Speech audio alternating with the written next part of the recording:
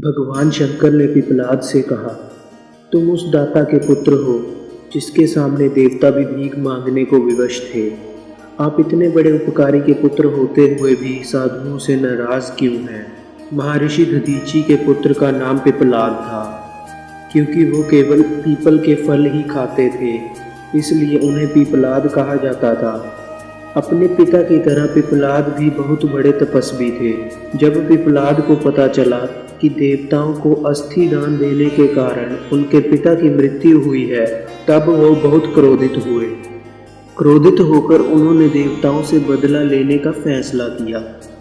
ये सोचकर वो भगवान शंकर को प्रसन्न करने के लिए तपस्या करने लगे। भगवान शंकर पिपलाद की तपस्या से खुश हुए और उन्होंने पिपलाद को वरदान मांगने को कहा। पिपलाद ने भगवान से प्रार्थना की, हे आशुतोष, मुझे ऐसी शक्ति दो कि मैं देवताओं से अपने पिता की मृत्यु का बदला ले सकूं। भगवान शंकर तथास्तु कहकर अंतर्ध्यान हो गए। उनके अंतर्ध्यान होने के तुरंत बाद एक राक्षस वहां प्रकट हुआ। उसने पिपलाद को पूछा, स्वामी आज्ञा दीजिए, मुझे क्या करना है? पिपलाद ने क्रोध में कहा, सभी देवताओं को मार डालो। आदेश मिलते ही राक्षस पिपलाद की ओर दौड़ा।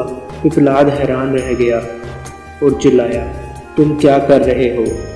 इस पर राक्षस ने कहा, स्वामी अभी आपने ही तो मुझे सभी देवताओं को मारने का आदेश दिया है।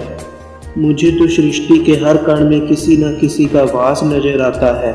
सच तो ये है कि आपके शरीर के हर हिस्से में भी मुझे कई देवता दिखाई दे रहे हैं, और इसलिए मैंने सोचा कि क्यों न आपसे ही शुरुआत की जाए। पिपलाद घबरा उठा। उन्होंने फिर से भगवान शंकर की तपस्या की। भगवान फिर प्रकट हुए। पिपलाद के डर को समझते हुए उन्होंने पिपलाद को समझाया, वत्स, गुस्से में लिया गया हर फैसला भविष्य में गलत साबित होता है। अपने पिता की मृत्यु का बदला लेने की धुन में आप ये भी भूल गए कि संसार के कण कण में ईश्वर का वास है। ये सुनकर पिपलाद का क्रोध शांत हुआ और उन्होंने भगवान शंकर से क्षमा मांगी।